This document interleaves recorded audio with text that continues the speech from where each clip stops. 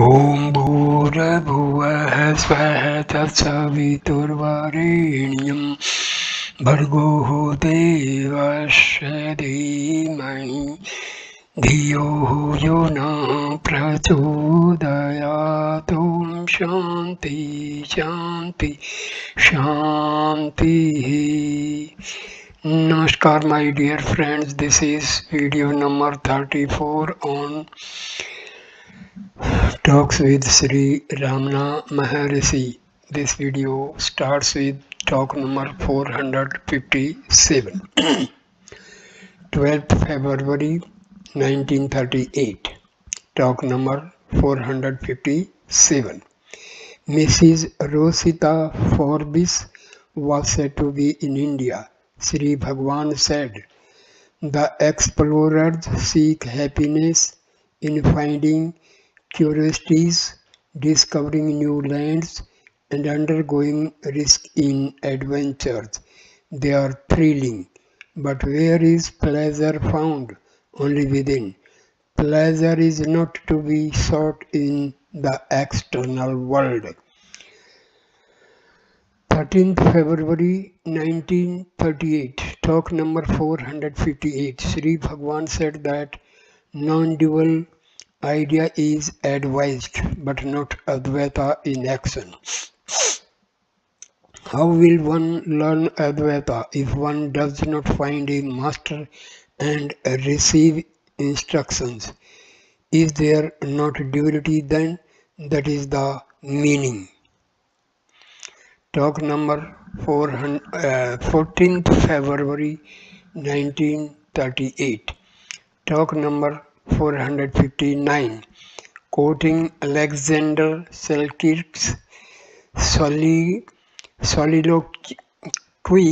Sri Bhagwan said, "The happiness of solitude is not found in retreats. It may be had even in busy centers. Happiness is not to be sought in solitude or in busy centers. It is in the self." 17th February 1938. Talk number 460. Observing the moon before the rising sun, Sri Bhagwan remarked, "See the moon and also the cloud in the sky. There is no difference in their brilliance. The moon looks only like a speck of cloud. The Jnani's mind is like this moon before sunlight.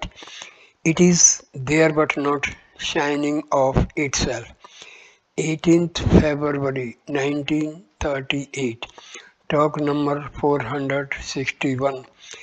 As Sri Bhagwan was going through the letters which arrived this day, he read out one of them as follows.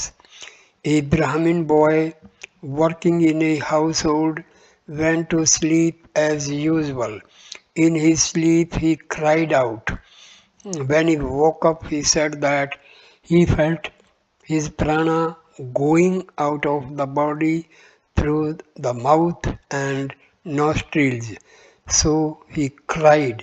Soon after, he found himself dead and the soul taken to Vaikuntha, where God Vishnu was surrounded by other gods and devotees with prominent Vaishnavite marks on their foreheads.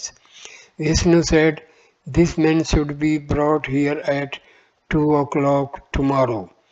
Why has he been brought here now?"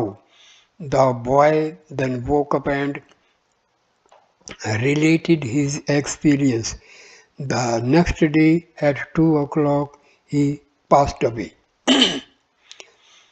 19th February 1938, talk number 462. Mrs. Dhar had been anxious to ask some questions and get help from Sri Bhagwan. She approached him with great hesitation and gently related her troubles. "My attempts at concentration are frustrated by sudden palpitations of the heart and accompanying hard, short, and quick breaths. Then my thoughts also rush out and the mind becomes uncontrollable.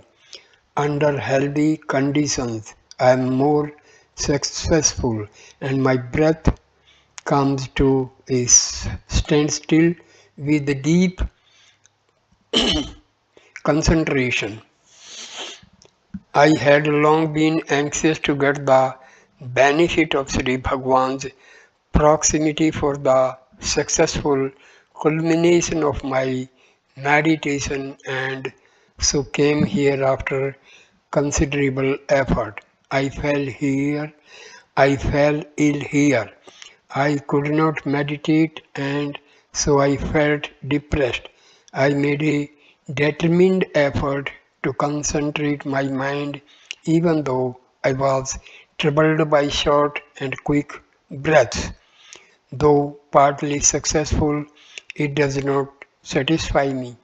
The time for my leaving the place is drawing near. I feel more and more depressed as I contemplate leaving the place. Here I find people obtaining peace by meditation in the hall, whereas I am not blessed with such peace. This itself has a depressing effect on me. Mercy, this thought, I am not able to concentrate, is itself an obstacle. Why should the thoughts arise? Devotee, can one remain without thoughts rising all the 24 hours of the day?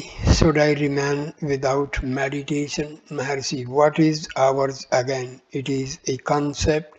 Each question of yours is prompted by a thought. Your nature is peace and happiness. Thoughts are the obstacles to realization.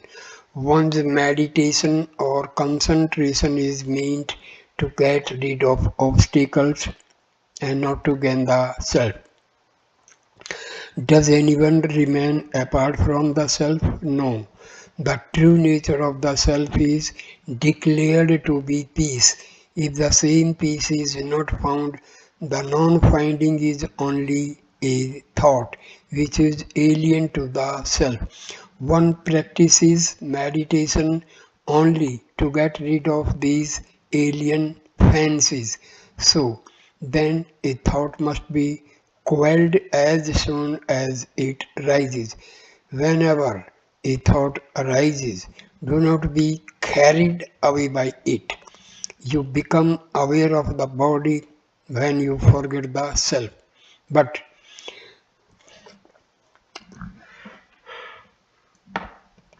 But can you forget the self? Being the self, how can you forget it? There must be two selves for one to forget the other. It is absurd. So the self is not depressed, it is not imperfect, it is ever happy.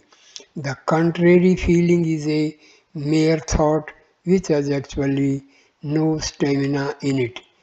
Be rid of thoughts. Why should one attempt meditation? Being the self, one remains always realized. Only be free from thoughts. You think that your health does not permit your meditation. This depression must be traced to its origin. The origin is the wrong identification of the body with the self. The disease is not of the self, it is of the body. But the body does not come and tell you that it is possessed by the disease. It is you who say it. Why? Because you have wrongly identified yourself with the body. The body itself is a thought. Be as you really are. There is no reason to be depressed. The lady was called away and she retired. The question was, however, pursued as follows. Devotee, Sri Bhagwan's answers do not permit us to put further questions, not because our minds are peaceful, but we are unable to argue the point. Our discontent is not at an end.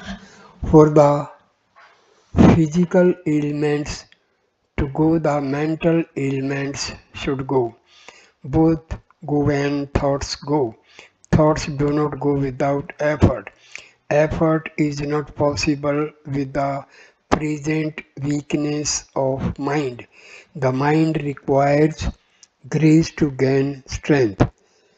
Grace must manifest only after surrender. So all questions, wittingly or unwittingly, amount to asking for Sri Bhagwan's grace. Maharshi smiled and said, yes, devotee, surrender is said to be bhakti, but Sri Bhagwan is known to favor enquiry for the self. There is thus confusion in the hearer. Maharshi, surrender can take effect only when done with full knowledge. Such knowledge comes after enquiry. It ends in surrender. Devotee, the knowledge of the Supreme Being is after transcending the individual self. This is jnana. Where is the need for surrender? Maharshi, quite so. There is no difference between jnana and surrender. Smile. Devotee, how is the questioner satisfied then? The only alternative left is association with the wise or devotion to God, satsanga or Ishvara Bhakti. Mercy smiled and said, yes. 21st February 1938. Talk number 463. In the course of the conversation, Sri Bhagwan spoke appreciatingly of the services of Plani, Sami and Ayasami, his former attendants. He said that they raised in the garden two crude platforms which were occupied by himself and Plani Sami. They were most comfortable. They were made of straw and bamboo mats and were even more comfortable than the sofa here. Palani Swami used to pass through the footpath between rows of prickly pear to bring bagged food every night from Kijnathur through Sri Bhagwan. Though Sri Bhagwan protested, Palaniswami persisted in doing so. He was free from greed or attachment of any kind. He had earned some money by service in the streets settlements and deposited his small savings with someone in the town from whom he used to draw in his emergencies.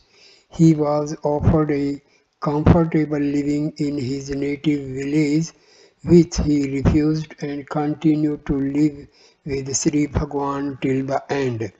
Ayasami had worked under a European in South Africa and was clean, active and capable.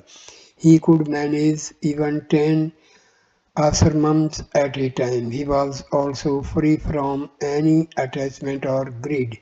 He was loyal to Plani Sami, even fond of him. He was more capable than the other. Anamlai first visited Maharshi in Virupaksha cave. He later went to Kovilur and studied some Tamil scriptures. He returned to Sakandasramam. He died in January 1922 and in his 29th year. In the meantime, he had composed 36 stanzas in Tamil full of significance and fervor. Sri Bhagwan had then read out and briefly explained their meaning. 5th March 1938, talk number 464. A passage from Arunachala Mahatmya. The glory of Arunachala was read out. It related to Peng Panguni, a large sage who had his legs made whole by the grace of Sri Arunachala. Sri Bhagwan then related the story of a man whom Sri Maharshi had seen when he was in Guru Murtham. The man was one Kupu Iyer.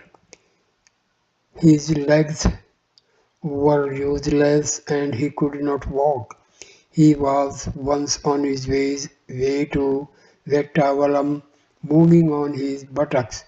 An old man suddenly appeared before him and said, "Get up and walk. Why do you move on your buttocks?" Kupu Iyer was excited and beside himself. Involuntarily he rose up and walked freely. After going a short distance, he looked behind to see the stranger who made him walk, but he could not find anyone. He narrated the incident to all those who were surprised to see him walk. Any old man in the town can bear witness to Kappu Iyer, Kupu Iyer regaining the use of his legs. Again, a girl from girls' school was decoyed and was being robbed of her jewels. Suddenly, an old man appeared on the scene, rescued the girl, escorted her to her home, and then disappeared. Often, such mysterious happenings occur in Tiruvannamalai. 6th March 1938, talk number 465. Sri Bhagwan explained to a retired judge of the High Court some points in the Upadesa Saram as follows. Number 1. Meditation should remain unbroken as a current. If unbroken, it is called Samadhi or Kundalini Shakti. Number 2. The mind may be latent and merged in the self. It must necessarily rise up again. After it rises up, one finds oneself only as ever before. For in this state, the mental predispositions are present there in latent form to re-manifest under favorable conditions. Third, again the mind activities can be completely destroyed. This differs from the former mind, for here the attachment is lost, never to reappear, even though the man sees the world after he has been in the samadhi state. The world will be taken only at its worth. That is to say, it is the phenomenon of the one reality. The true being can be realized only in samadhi. What was then is also now. Otherwise, it cannot be a reality or ever present being. What was in samadhi is here and now too. Hold it and it is your natural condition of being. Samadhi practice must lead to it. Otherwise, how can Nirvikalpa Samadhi be of any use in which a man remains as a log of wood? He must necessarily rise up from it sometime or other and face the world. But in Sahaja Samadhi, he remains unaffected by the world. So many pictures pass over the cinema screen. Fire burns away everything, water drenches all, but the screen remains unaffected. The scenes are only phenomena which pass away, leaving the screen as it was. Similarly, the world phenomena is simply pass on before the Jnani, leaving him unaffected. You may say that people find pain or pleasure in worldly phenomena. It is owing to superimposition. This must not happen. With this end in view, practice is made. Practice lies in one of the two courses, devotion or knowledge. Even these are not the goals. Samadhi must be gained. It must be continuously practiced until Sahaja Samadhi results. Then there remains nothing more to do. Talk number 466. Mr. Vedalingam, an employee of the National Bank, by meditation, manifestation disappears and then Ananda results. It is short lived. How is it made ever abiding? Mercy by scorching the predispositions. Devotee, is not the self the witness only? Sakshi Matra.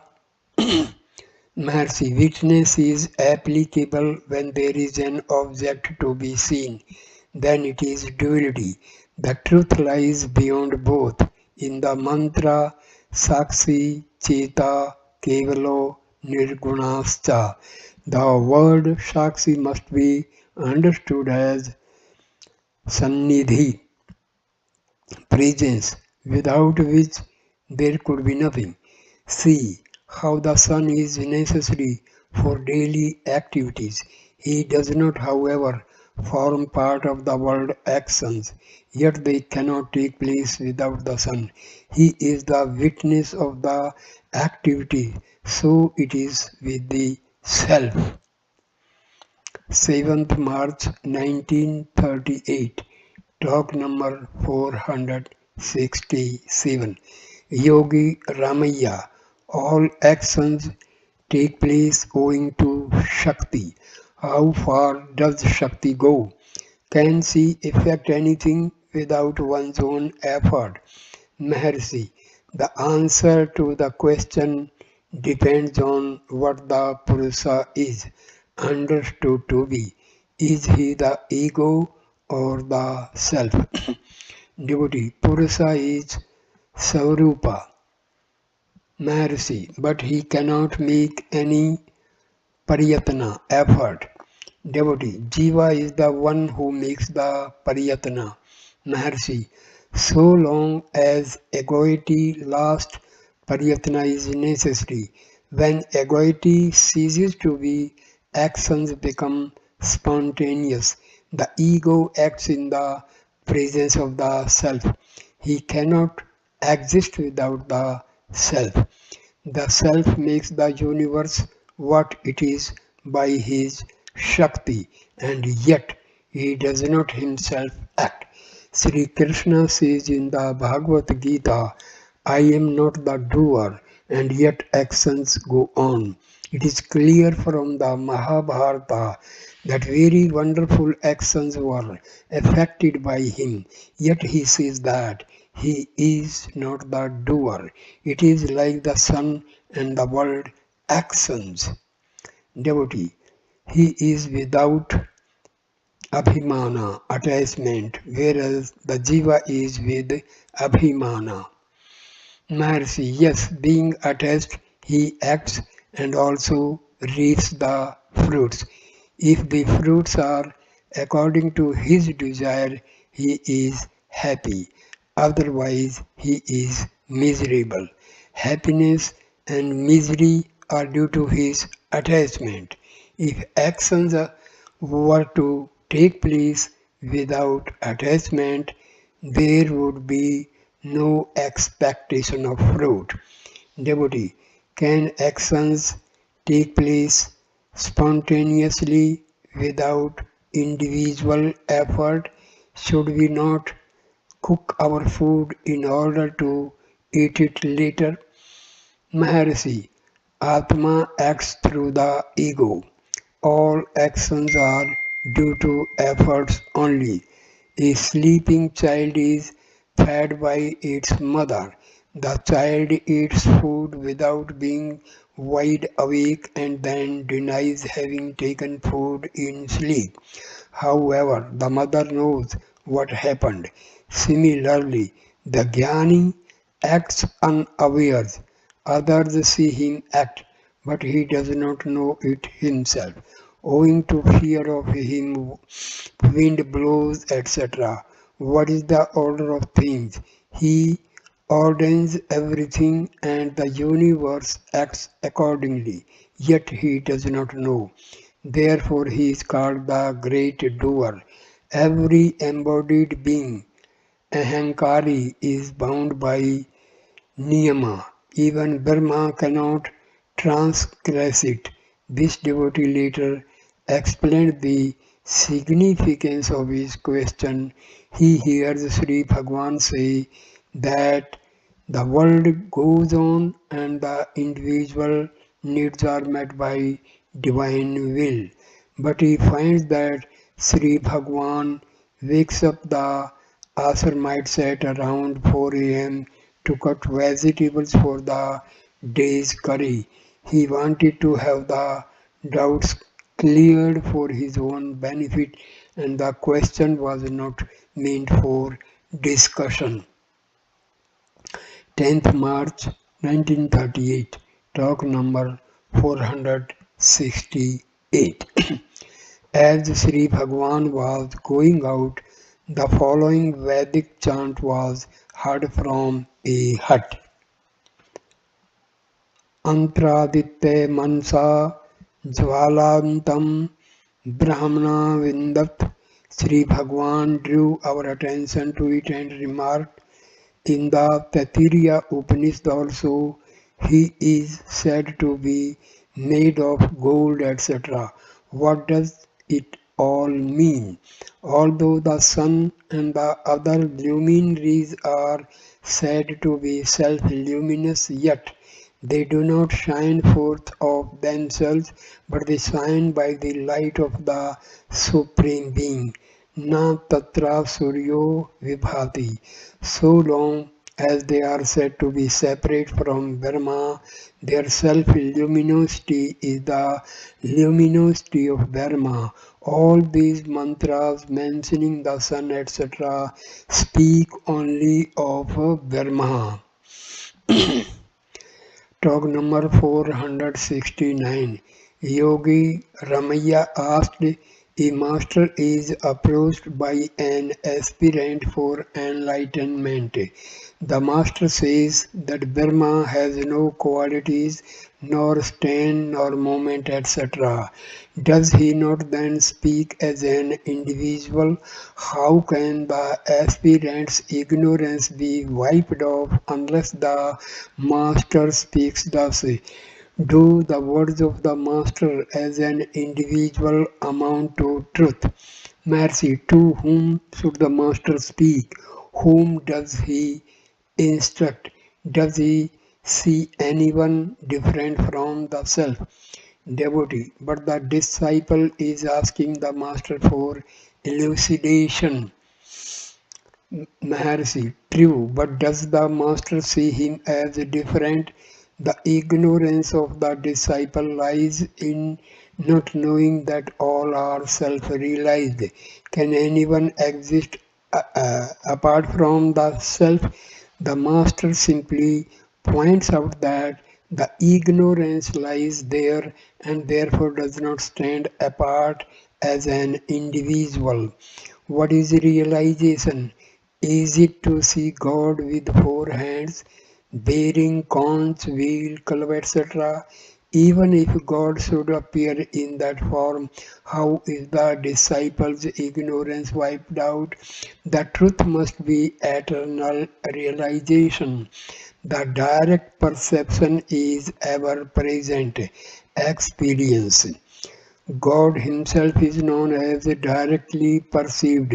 It does not mean that He appears before the devotee as said above. Unless the realization be eternal, it cannot serve any useful purpose.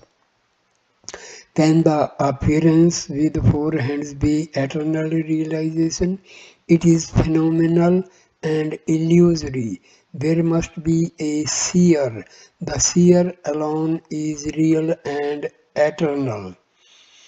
Let God appear as the light of a million suns.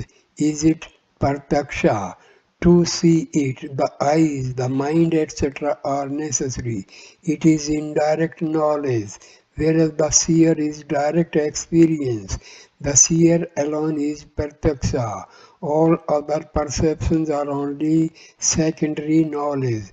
The present superimposition of the body as I is so deep rooted that the vision before the eyes is considered pratyaksha, but not the seer himself. No one wants realization because there is no one who is not realized. Can anyone say that he is not already realized or that he is apart from the self? No. Evidently, all are realized. What makes him unhappy is the desire to exercise ordinary powers. He knows that he cannot do so.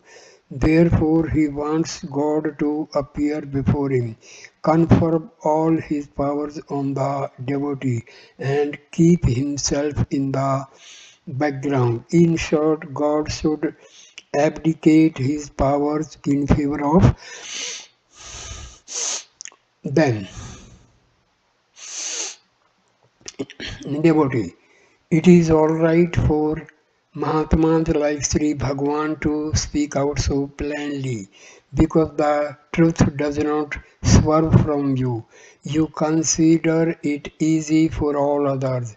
Nevertheless, the common folk have a real difficulty. Maharshi, then does anyone say that he is not the self?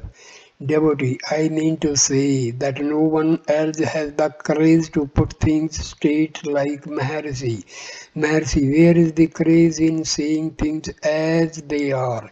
So I end this video here, and next video number 35 will start with talk number 470. Thank you for watching this video. Please like, comment and share the video and subscribe the channel. Thanks. Namaskar.